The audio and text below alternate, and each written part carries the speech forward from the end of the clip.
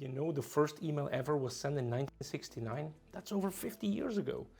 In the 90s, it became more popular for companies, and now, of course, we couldn't live without it. Some of you watching this are not even old enough to remember the way how we used to work with letters, stamps, and envelopes. There are a number of reasons why you might use a bit of etiquette in your emails. So let's dive in my tips in terms of email etiquette. First, the choice of your email address.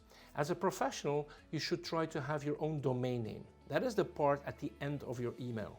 The domain refers to where the email is hosted. In simple terms, to what computer server the email messages are saved.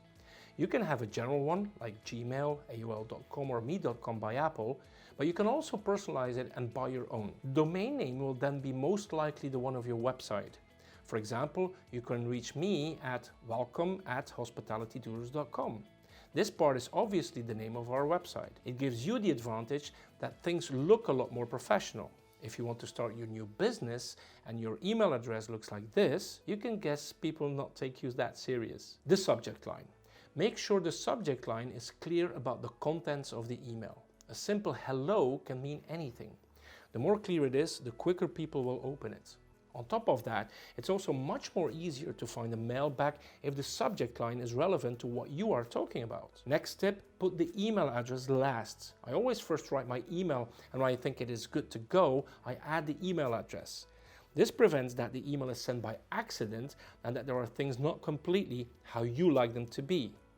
It could also be that you hit send and you are in the middle of an email.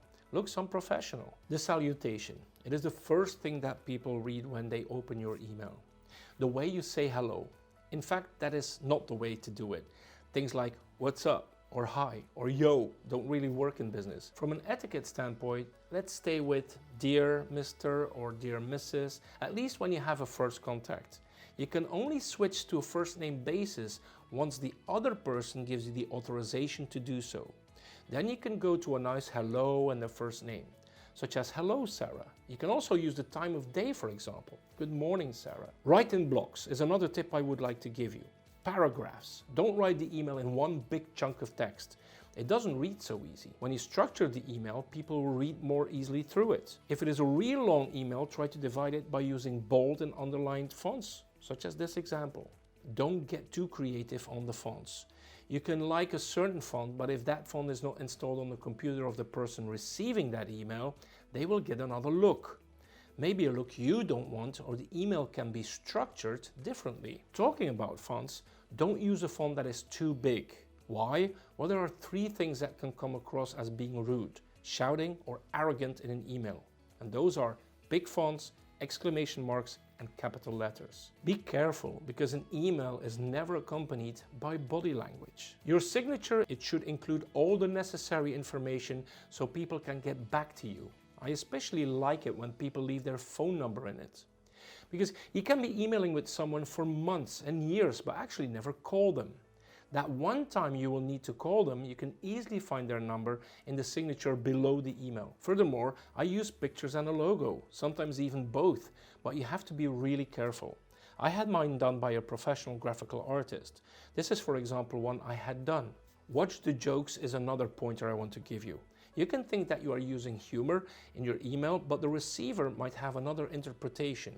So be careful how you use jokes and humor. Again, when it lacks body language or tone of voice, it can come across wrong in an email. Be aware of culture. In face-to-face conversations, you would never start immediately talking about business. Some call it chit-chat before getting to the point. Asian cultures can be really sensitive to this. I know my Asian customers love history, for example. They love to find out about my heritage and how my great-grandfather started out and how I stepped in his footsteps. Later, we come to the point of the business itself. Maybe a good idea to consider in your emails as well. A word about replying. First, the reply all button. Don't think that everyone cares about your answer. Be selective to who you answer. No one wants to get 10 emails about the same subject that only concerns 2 or maybe 3 people. That being said, if you get an email that is not addressed to you, have the courtesy of answering it always. As a service, you can forward it to the right person or CC that person while answering to the original sender. Last but not least, check. Proofread your email. Check that you have the right email address or addresses, and check that you have added the document you talk about in your email. Because too often people get an email with the attachment missing. You spend a great deal of time writing a great email referring to a document that is in the email, and afterwards you have to write a second, unprofessional email with the subject line, "Oops, here's the document."